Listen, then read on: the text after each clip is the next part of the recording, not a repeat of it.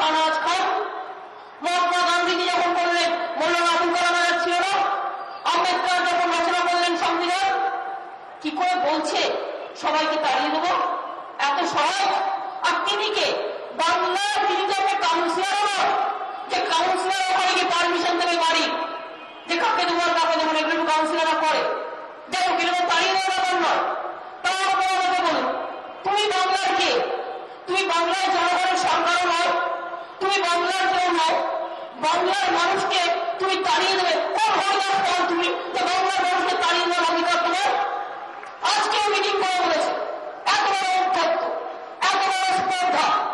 আবার বলেছে মতুয়ার সঙ্গে সবাইকে আমি সিটিজেনশিপ দেবো। আরে কি গাধানা ফোদা, কি বলবেন বলুন তো, জানেই না কিছু। আচ্ছা মতুয়ার সঙ্গে বড় বা কপিল ঠাকুরের যারা আছেন, কপিল ঠাকুর আমাদের ইলেকশনে কন্টেস্ট করছেন, ভাই ওরা ইন্ডিয়ান সিটিজেন। আচ্ছা বুঝুন তো অবস্থা, লক্ষ লক্ষ সমর্থক আছে, যেমন অনুকূল চন্দ্রের আছে, বাবা লোকনাথ আছে, কেউ জগন্নাথ আছে, অনেক রকম ধর্মীয় সম্প্রদায়ের সমর্থক থাকতেই পারে। বলছে ওদের আমি সিটিজেনশিপ দেবো। আরে কোথেকে দিবি? ও তো হয়ে বসে আছে। আরে কি বলেন, পাগলের মতো কথা বলছে, পাগলের পড়া করছে। আর কিছু চ্যানেল টাকা খেয়ে দেখেই করে লিপ্ত করে বেড়াচ্ছে একেবারে। উনি নাকি সিটিজেনশিপ দেবেন, ওনার টাকা কারবার ঠিক নেই, উনি অন্যকে দেবে। আবার বলছে 16 তারিখে পরে আবার বাক্স ব্যাটটা নিয়ে সব তাড়িয়ে দেবো। বাক্স ব্যাটটা নিয়ে না, বাংলার মানুষ তোমাকে ফার্স্ট গণতন্ত্র চালাবে, একটা ভোটও করে দেবে, ভেবে দেবো। শুনুন, আমি সিপিএম নই, আমি কংগ্রেস নই, আমি বিজেপিও নই। বাংলার মাটিকে অসম্মান করলে আমার থেকে বড় দুঃসাহস আর কারো হবে না, এটা মাথায় রাখবে। আমি আপনাকে বাংলার মাটিতে ইলেকশনে মিটিং করতে দিচ্ছি, তার কারণ ওটা আমাদের সৌজন্যতা। আমি যদি ইচ্ছা করতাম 1 সেকেন্ডে ঢুকে দিতাম, প্লেন থেকে নামতে দিতাম না, মাথায় রাখবে। এটা আমাদের কালচার নয়, করি। বেশি বাড়াবাড়ি করবেন না, বেশি বাড়াবাড়ি করবেন না, এটা মাথায় রাখবেন।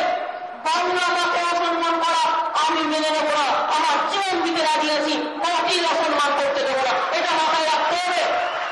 এত বড় স্পর্ধা, এত বড় সাহস, এত বড় অহংকার, ভেঙে দেবো অহংকার। প্রধানমন্ত্রী পদক প্রার্থী, তা বাচ্চারা জন্মই হলো না, বিয়ের দিন ঠিক করে দেবে, বুঝুন, জন্মই হলো না। একটা বাকি মেজরিটি হবে, একটা বাড়িতে হবেন, তারপরে কে থাকবে না থাকবে সব দেখে দেখে। আচ্ছা বলুন, আমি যদি মেজরিটি আমি ঠিক করে দেবো প্রাইম মিনিস্টার, আমি বলছি আরে মেজরিটি তো ঠিক করবে, তার জন্মই হলো না।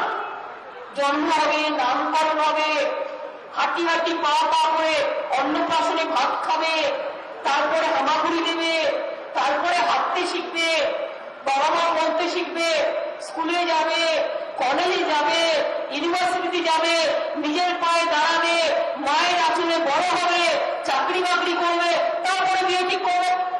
এমন করছে, বাচ্চাই জন্মাবে না, বিয়ের দিন ঠিক হয়ে গেল। আর সিপিএম হচ্ছে করে যাচ্ছি, আর কংগ্রেস হচ্ছে বর যাচ্ছি।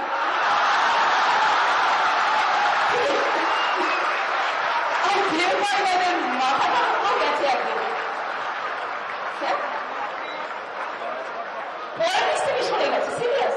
মানে এই পলিটিক্স থেকে নিয়ে ভাবিনি কি যে হচ্ছে কে জানে, সকাল থেকে রাত পর্যন্ত কি যে পলিটিক্স হচ্ছে ভগবান জানে। কিছু নেই, কোনো ভিত্তি নেই, কথা বলছে যা ইচ্ছে বলে যায়। আরে ভাই, চেয়ারে বসতে গেলে জিপটাকে কন্ট্রোল করতে হবে। You have to control your tongue first. If you cannot control your tongue, how can you control the tongue of this type of এই সময় যা ইচ্ছে করে যাচ্ছে, যা ইচ্ছে বলে যাচ্ছে। 42টা এমপি, বিহারে 26টা, এই সরি গুজরাটে এখানে 42টা, এটা বড় রাজ্য।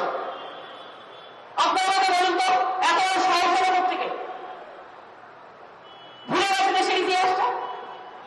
ইন্ডিয়া, বাংলাদেশ, পাকিস্তান, আমরা একসময় ইউনাইটেড ইন্ডিয়া ছিলাম, ছিলাম কি ছিলাম না?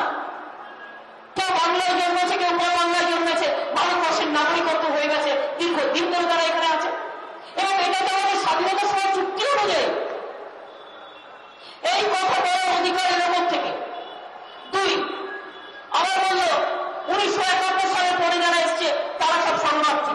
আচ্ছা বুঝুন, শরণার্থী কাকে বলা হয়? প্রত্যেকটা ভুল বলা হচ্ছে, ভুল ব্যাখ্যা করা হচ্ছে। আমার আসামে দাঙ্গা হয়েছে, আমার অনেক সংখ্যালঘু ভাই বোনেরা খুন হয়ে গেছে। ধরুন একটা পার্শ্ববর্তী রাষ্ট্রে যদি দাঙ্গা হয়, যদি কোনো যুদ্ধ হয়, যদি কোনো ডিজাস্টার